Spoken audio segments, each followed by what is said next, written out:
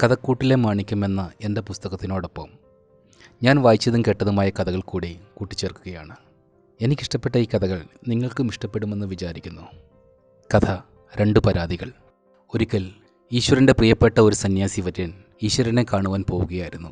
വഴിയിലൊരാൾ സന്യാസിയെ തടഞ്ഞു നിർത്തി പറഞ്ഞു, താങ്കൾ ഈശ്വരൻ്റെ അടുക്കൽ പോവുകയാണെങ്കിൽ ഒരു കാര്യം പ്രത്യേകം പറയണേ. കാര്യം എന്താണ് എന്ന അർത്ഥത്തിൽ സന്യാസി വര്യൻ നോക്കിയപ്പോൾ വഴിപോക്കൻ തുടർന്നു, ഞാൻ തൃപ്തനാണ് എല്ലാ തരത്തിലും. അതുകൊണ്ട് തന്നെ ഇനി എനിക്കായി ഒന്നും തരേണ്ട ആവശ്യമില്ല. സ്വസ്ഥമാണ്, തൃപ്തമാണ് ജീവിതം. പറയാമെന്ന് മറുപടി പറഞ്ഞ് മുമ്പോട്ട് നടന്ന സന്യാസി കുറച്ചു കഴിഞ്ഞപ്പോൾ മറ്റൊരാളെ കണ്ടുമുട്ടുകയുണ്ടായി. പ്രാകൃതവും കീറിപ്പറഞ്ഞ വസ്ത്രങ്ങൾ ധരിച്ചവനുമായ ഒരാൾ. അയാളും സന്യാസിയെ തടഞ്ഞു നിർത്തി. പിന്നെ പറഞ്ഞു, നിങ്ങൾ ദൈവത്തിൻ്റെ അടുത്ത ആളാണല്ലേ? പുള്ളിയുടെ അടുത്ത് ചെല്ലുമ്പോൾ ഒന്ന് പറഞ്ഞേക്ക്, സൃഷ്ടിച്ചു വിട്ടാൽ മാത്രം പോരാ, ഉണ്ണാനും ഉടുക്കാനും കിടക്കാനും ഉള്ളതും കൂടെ കൊടുക്കണം. പിന്നെ തൻ്റെ കീറിപ്പറിഞ്ഞ വസ്ത്രങ്ങൾ കാട്ടി ഒട്ടിയ വയറിൽ തട്ടിക്കൊണ്ട് തുടർന്നു, 2 ദിവസമായി നല്ല ഭക്ഷണം വല്ലതും കഴിച്ചിട്ട്. സന്യാസി ശരിയെന്ന് പറഞ്ഞ് നടന്നകുന്നു. കുറച്ച് ദിവസങ്ങൾ യാത്ര ചെയ്ത് സന്യാസി ഈശ്വരൻ്റെ അരികിലെത്തി. വഴിയിൽ നടന്ന 2 സംഭവങ്ങളും ഈശ്വരനോട് വിവരിച്ചു.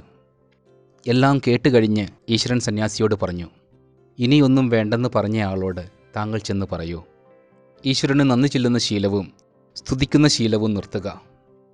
രണ്ടാമത്തെ ആളോട് പറയുക, ഈശ്വരന് നന്ദി പറയുന്ന ഒരു ശീലം ഉണ്ടാക്കിയെടുക്കുക. ഈശ്വരന് മാത്രമല്ല, ആര് നല്ലത് ചെയ്താലും അവരോട് നന്ദി പറയുക. എല്ലാത്തിനോടും നന്ദിയുള്ളവനായിരിക്കുക. 2 ഉത്തരങ്ങളും പേറി സന്യാസി തിരിച്ചു നടന്നു. വഴിയിൽ വീണ്ടും 2 പേരെയും കണ്ടു. പോകുമ്പോൾ അവസാനം കണ്ടയാളെ മടക്കത്തിൽ ആദ്യം കണ്ടു. ദൈവത്തിന് നന്ദി ചൊല്ലാൻ ദൈവം പറഞ്ഞു എന്ന് കേട്ട് അയാൾ ക്രോധിതനായിക്കൊണ്ട് പറഞ്ഞു, എന്ത് കാര്യത്തിനാണ് ഞാൻ ദൈവത്തിന് നന്ദി പറയേണ്ടത്? നല്ലൊരു ഉടുപ്പില്ല, നല്ല ആഹാരമില്ല, നല്ലൊരു വീടില്ല, നന്ദി വേണമത്ര, നന്ദി, ഓടിക്കോ ഇവിടുന്ന്. കൈ ചുരുട്ടി ആക്രോശിച്ച് അയാൾ പറഞ്ഞപ്പോൾ സന്യാസിയുടെ മടക്കത്തിന് വേഗം കൂടി. കുറച്ചു ചെന്നപ്പോൾ തൃപ്തനും ദൈവത്തിൽ നിന്നും ഇനിയൊന്നും വേണ്ട എന്ന് പറഞ്ഞ ആളെയും കണ്ടുമുട്ടി.